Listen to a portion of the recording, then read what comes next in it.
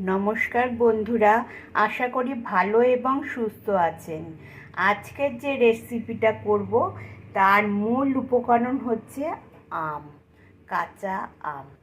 ঠিক আছে, তাহলে রেসিপিটা তৈরি করতে চলে আসি। প্রথমে আমটাকে কেটে আনি, হ্যাঁ, তারপরে আসছি। তাহলে বন্ধুরা দেখুন, আমি আমটাকে কেটে নিয়ে চলে এসেছি। এবার এই আমটাকে আমি ব্লেন্ডারে পেস্ট করে নিয়ে আসছি। দেখুন বন্ধুরা, আমি পেস্ট করে নিয়ে চলে এসেছি। এই আমটাকে এবার আমি কড়াইতে জাল করে নেব। কড়াইতে আমের কাঠটা দিয়ে সামান্য একটু নুন দেব। আমের কাঠটা আগে দিয়ে নিলাম কড়াইতে।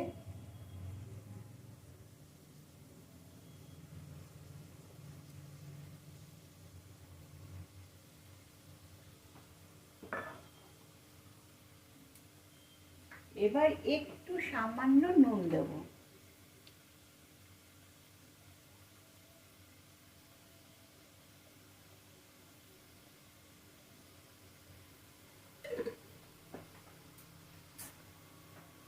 এই পেস্টটাকে এখন ভালো করে জাল দিয়ে নেব আমি। তাহলে জাল দিয়ে আসছি বন্ধুরা। দেখুন বন্ধুরা, আমার জাল দেওয়াটা প্রায় হয়ে গেছে, কিন্তু এখনই আমি এর মধ্যে ফুড কালার দেব না। কিন্তু ফুড কালারটা অপশনাল। ফুড কালার আপনারা মনে করলে দিতেও পারেন, নাও দিতে পারেন। কিন্তু দেখুন, যতই ব্লেন্ডারে আপনারা আমটাকে ব্লেন্ড করে নেন না কেন, একটু দানা দানা থেকে যায়। এই আমটাকে কিন্তু ছাঁকনিতে ফেলে ছেঁকে নিতে হবে। আমার আমের কাঠটা তৈরি হয়ে গেছে। এবার ঠান্ডা হলে পরে তবেই আমি ফুড কালারটা মেশাবো এর মধ্যে। তাহলে আসছি পরের পর্যায়ে। দেখুন বন্ধুরা, এখানে বসিয়ে দিলাম 1 লিটার দুধ। কি করব বলুন তো? এই আমটা দিয়ে আমি আজকে দই বানাবো, কাঁচা আমের দই। সেই কারণেই আমি দুধটাকে জাল বসিয়ে দিলাম। একবার অবশ্য আমি দুধটাকে জাল দিয়ে নিয়েছি, তারপরে আবার এখন জাল দিয়ে কমিয়ে নিতে হবে দুধটাকে। হালকা গরম হলে আমি এর মধ্যে মিশিয়ে নেব একটু পাউডার দুধ। দেখুন, আমি এখানে পাউডার দুধটা নিয়ে নিয়েছি এবং ক্রমাগত নাড়তে হবে। হালকা গরম হয়ে গেছে তখন পাউডার দুধটা দিয়েছি, যাতে লাম্পস বেঁধে না যায় তার জন্য নেড়ে দিতে হবে। আমার দুধটা পুরো গুলে গেছে এর মধ্যে।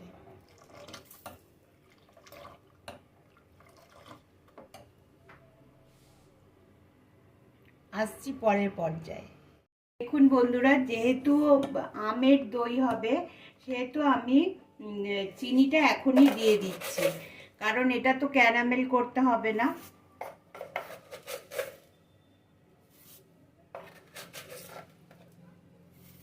আমি 3 চামচ মতো চিনি দিলাম এর মধ্যে। যেহেতু 1 লিটার দুধ, অল্প করেই চিনিটা দিলাম। এরপর দুধটা জাল দিয়ে পুরো অর্ধেক করে নিতে হবে। তাহলে আসছি পরের পর্যায়ে। দেখুন বন্ধুরা, আমি প্যাপলিনের ফুড কালারটা ইউজ করছি, জেল ফুড কালারটা। আপনারা সবসময় বাজারের যে ফুড কালারগুলো পাওয়া যায় গুঁড়ো গুঁড়ো, সেইগুলো না ব্যবহার করে একটু দামি কোম্পানির ফুড কালার ব্যবহার করাই ভালো। কারণ খাবারে কালারটা দেওয়া তো স্বাস্থ্যসম্মত না। সেই জন্যই আমি বলছি, যখনই কোনো খাবারে কালার দিতে ইচ্ছা করবে তখন দামি কোম্পানির কালারটা ইউজ করবেন। যেহেতু আমি কেক টেক বানাই, সেই জন্য আমি এই কোম্পানির কালারটা ইউজ করি। এটা হচ্ছে জেল ফুড কালার, অনলাইনে আপনারা পেয়ে যাবেন।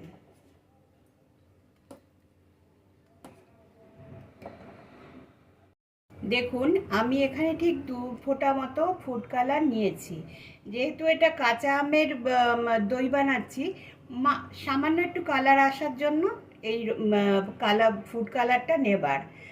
না হলে ফুড কালারে কোনো দিতাম না। আমি ফুড কালারটা দিলে ভালো লাগে দেখতে, তাই জন্য ফুড কালারটা দিয়েছি। আপনাদের যদি না দিতে ইচ্ছা করে দেবেন না, এটা পুরোপুরি অপশনাল।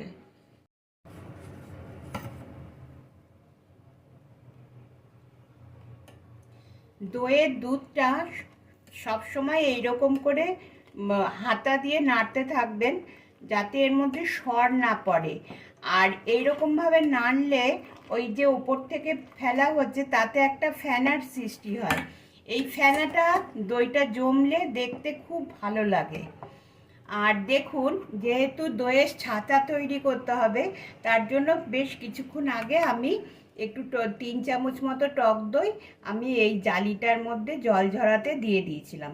এবার এই টক দইটাকে এই এই যে ম্যাঙ্গোর কাতটা করেছি এর মধ্যে মিশিয়ে নেব। ঠিক আছে, পরের পর্যায়ে আসছি।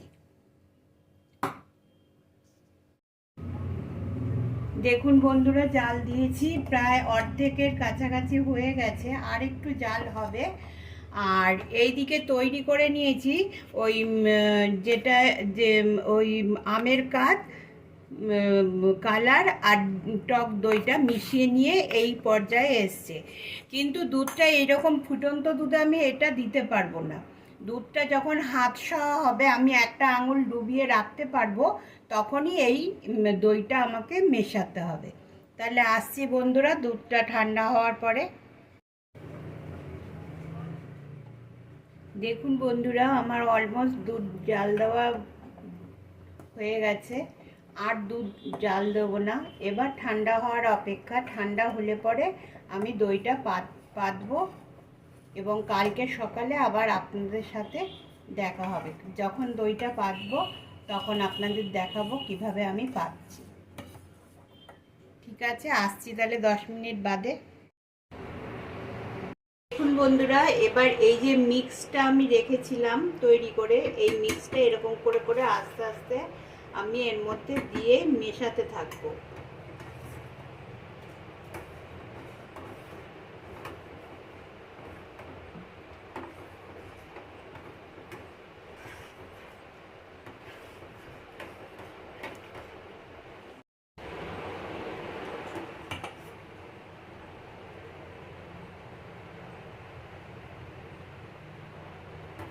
দেখুন বন্ধুরা, আমি এই হাঁড়িটার মধ্যে দুধটা দিয়ে দিয়েছি। এবার ফয়েল পেপার দিয়ে মুখটা আটকিয়ে এক রাত্রি রেখে দেবো। আবার দেখা হবে কালকে সকালে।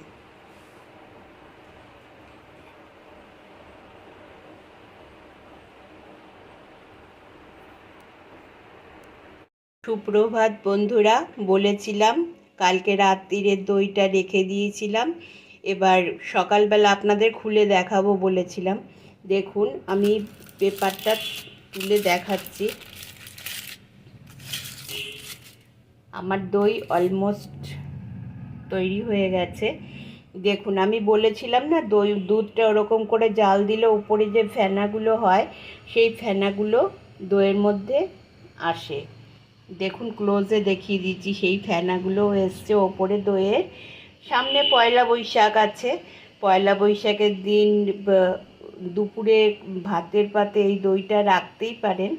আপনারা বাড়িতে এরকমভাবে আমি যেভাবে তৈরি করেছি সেইভাবে তৈরি করুন, দেখবেন আপনাদেরও হবে, আপনারাও করতে পারবেন। আর আমার এই দইটা যদি মুখে টেস্ট লাগে আপনাদের, তাহলে আমার চ্যানেলটা সাবস্ক্রাইব করুন, ফেসবুকে ফলো করুন, আর লাইক করুন, শেয়ার করুন, প্রচুর প্রচুর শেয়ার করুন, আর কমেন্ট করে আমাকে জানান আপনাদের কেমন লেগেছে। নমস্কার বন্ধুরা, ভালো থাকবেন, সুস্থ থাকবেন।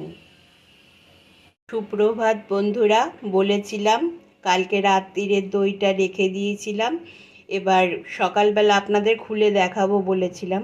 দেখুন, আমি পেপারটা তুলে দেখাচ্ছি। আমার দই অলমোস্ট তৈরি হয়ে গেছে।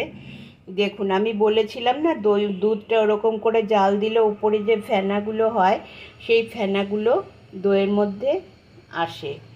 দেখুন, ক্লোজে দেখিয়ে দিচ্ছি, সেই ফেনাগুলো এসছে ওপরে দইয়ের। সামনে পয়লা বৈশাখ আছে। পয়লা বৈশাখের দিন দুপুরে ভাতের পাতে এই দইটা রাখতেই পারেন। আপনারা বাড়িতে এরকমভাবে আমি যেভাবে তৈরি করেছি সেইভাবে তৈরি করুন, দেখবেন আপনাদেরও হবে, আপনারাও করতে পারবেন। আর আমার এই দইটা যদি মুখে টেস্ট লাগে আপনাদের, তাহলে আমার চ্যানেলটা সাবস্ক্রাইব করুন, ফেসবুকে ফলো করুন, আর লাইক করুন, শেয়ার করুন, প্রচুর প্রচুর শেয়ার করুন, আর কমেন্ট করে আমাকে জানান আপনাদের কেমন লেগেছে। নমস্কার বন্ধুরা, ভালো থাকবেন, সুস্থ থাকবেন।